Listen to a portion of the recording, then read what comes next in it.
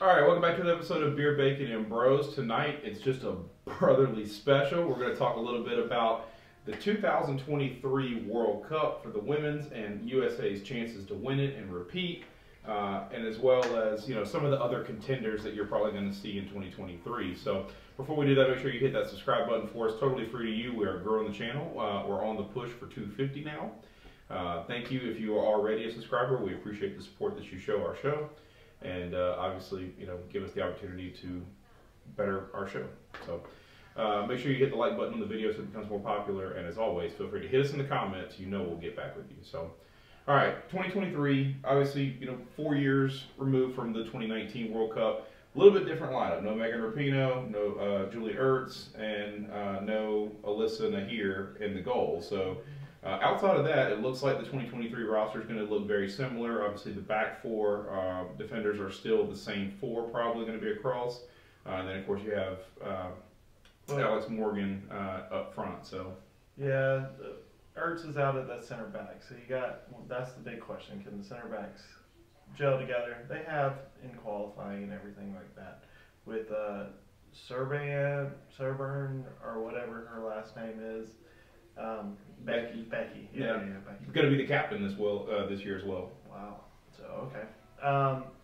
Not only is it trying to go back to back, this is a three-peat. Yeah.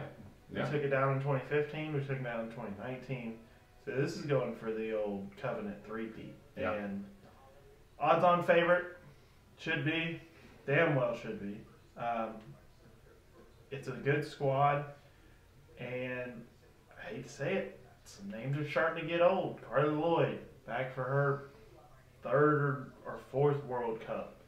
Alex Morgan, third or fourth World Cup. You start getting, it's kind of that golden generation. Can we replace them? Can we get some new young stars? I mean, we've added young stars like Pugh and everyone, but you gotta keep going.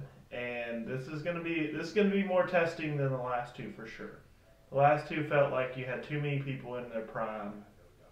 It was just too good of a squad. I mean, we won 7-0 against Japan. Yeah. In the World Cup final. I mean, this is going to be a test. This is going to be a fun one, though. Yeah, and talking about some of those other teams, obviously the odds looking really tight right now. USA, of course, the clear favorite, but England right there with them, France, Sweden, Germany, and then the Netherlands, which I believe who we never want to play. Yeah, well, actually, I think the Netherlands are the second game for the U.S. right here in the World Cup matches in July 27, 2023. Yeah, so they're going to be in our group. We never want to play them. We always play them tough. Sweden, we always play tough. No. So those are the two teams we never want to play. England at the second odds, not shocked. England's a good squad, followed up by France and Sweden. Both. We can be beat by any team on that list. Again, we could beat any team on that list by 2 goals. Yeah. So it's what shows up and what's the form. I mean, you saw early on in this men's World Cup, it's about when you start playing good football, and whether that's the start or whether that's the end. Because I mean, there were some teams in this World Cup that looked great through the group stage, got the knockout, won and done. Argentina won it all, lost their first match. Yeah. So it's going to be on the run. Hopefully they'll get a couple of good friendlies going before, just to get in better form. I mean, a lot of these girls play against each other or see each other because a lot of them play within teams that play each other. So at least they'll be familiar with their teammates going in. Yeah, I think. I think the odds reflect the concerns around, replacing a goalkeeper, replacing a center back, and replacing a captain and a forward. So, having some important people. Granted, it's only 3 people, but having some important people kind of, not be on your roster this year. But and you're missing one through each stage. So that means you have a new player in each line. I mean, the only thing that's staying the same is the midfield. No, the defense, the back four. Those 4 are staying the same. Ertz was Ertz played center mid. Yeah, Well, she more plays a defensive center mid, so she's more towards the defense. So, yeah, I mean, you're replacing one up top, which is a little easier to replace. Up top's always easier to replace. One through the mid, that's going to be a big thing. Can we keep the pressure on? Can we win those balls? And that's what Ertz was so great at. And then a new young goalkeeper. That's a challenging test. So yeah.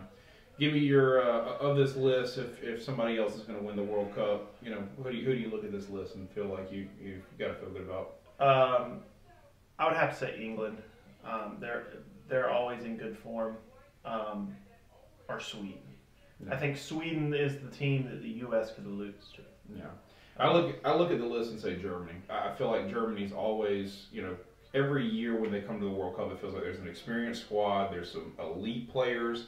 Maybe not as good as the U.S. carries as far as good players. Yeah. But there's elite, and then there's above average, and then there's some average players on the roster. So, you know, if their elite players can play great the whole World Cup, then obviously I think they got a really good chance. England's is the only lineup that can go hand to hand with some stars and some very quality players with the U.S.